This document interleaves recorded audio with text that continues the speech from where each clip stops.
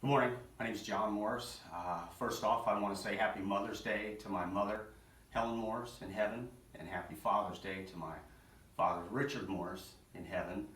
I'm here today in hopes that I can get someone outside in the world here to help me with information. I began in 2007 when a family member went around saying things about the explosion with my dad's death. I began keeping journals just to kind of keep things in line because I'd done it years ago with addiction. The very first date is July 27th of 2007 when I went to see a county officer and requested the information through the Freedom of Information Act, which I also contacted the Illinois State Library through Freedom of Information Act. We can start here and show how the company was opened. You have people who were partnered with the original owner to the company. You can see that it was accepted by the city, all kinds of neat things like that. But when you get up to 1971 and find out there was a major explosion, the photographs show that the entire property was destroyed. Everything was destroyed on the property. There was nothing but maybe two buildings left standing. 600-foot wide V out at the point, stretched out 800-900 feet. State Fire Marshal was there that day. Civil Defense was there that day. I have a list here, the original article. It tells who all was there for the investigation. Tells who all was involved. What I want to get to directly is that in 2009, after talking, digging, trying to find things, wrote first letter to the Jacksonville Journal-Courier here, seeking answers about the explosion. Wrote second and a third letter to the Jacksonville newspaper.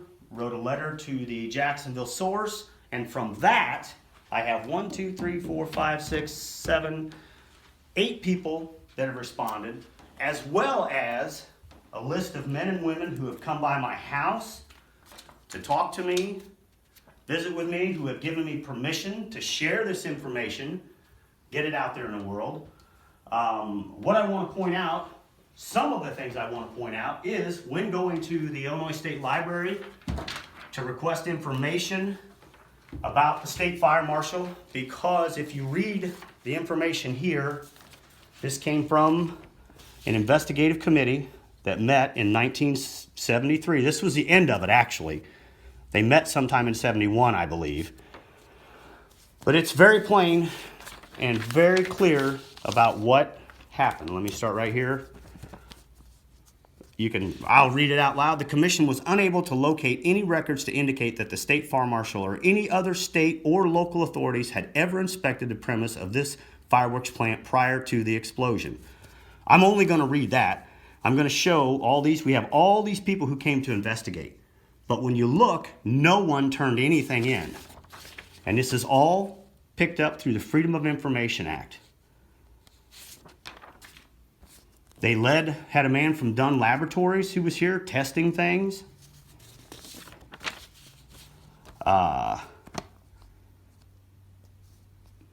There's just about how Pops was upset about people not returning from work. That's the person that, we'll get to that later. I want to scan these so that people can see them, and you'll be able to read them when you want. This, I want to talk about the 7,600 pounds of explosives. There's a photograph I want to show you and something I want to point out in that. We had it back again. All these people here investigating, and yet no one turned anything in.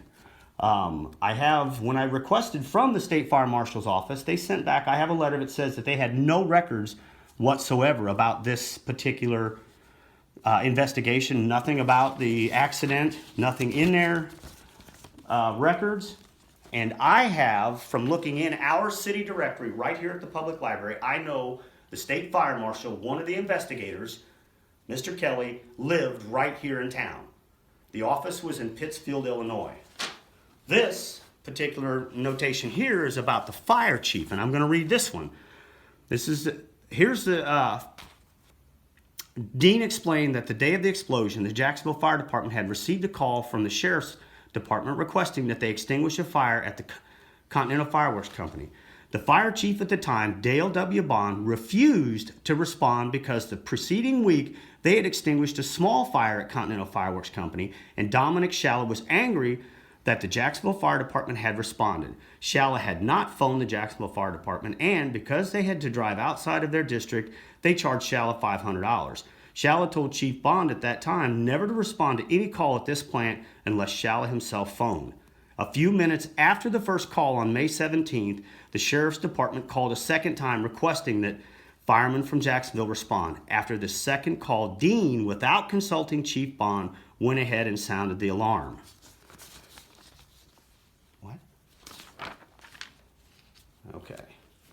Now, this is getting to the conclusions. The commission also believes that a contributing factor to the accident was negligence on the part of the state fire marshal. Although officials from that office investigated the explosion, no report of the findings could be located in their files, nor could commission investigators find any evidence that the state fire marshal had ever inspected the Continental Fireworks Company as required by law at any time prior to the explosion. The evidence indicates that the Continental Fireworks Company was not in compliance with state fire marshal regulations. Had the company been inspected and had it been compelled to correct the discrepancies, the severity of the tragedy could have been reduced.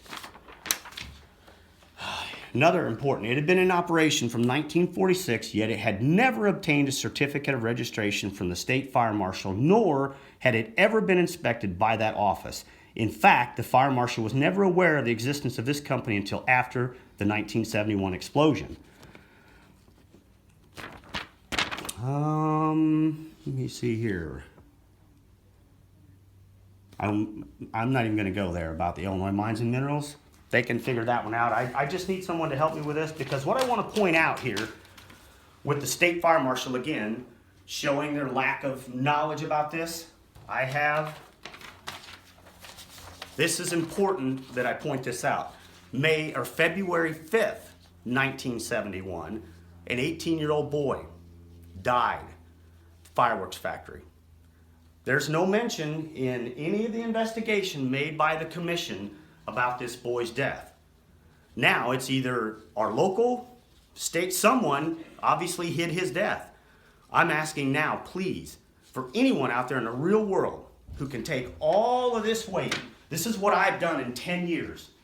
And some of it I sat on because it's been hard to get rid of. I got it lined up over here. I have 20 years of documented counseling. I will say at this moment, JS at the Well Center, thank you. TH at Springfield Family Counseling, thank you. CM, especially the Behavioral Health Center here in Jacksonville.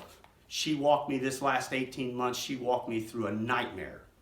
Documented. If anyone has questions about me and what I'm doing here, please, we'll sign the legals. It needs to be signed, and Christine will help. As you can see, there's lots of information about this accident. Explosion, whatever we want to call it. I need help. I need help from the outside world. There was even someone, if I may point to this, that was allowed to sue for a car, but my dad's life had no value. And I need to understand.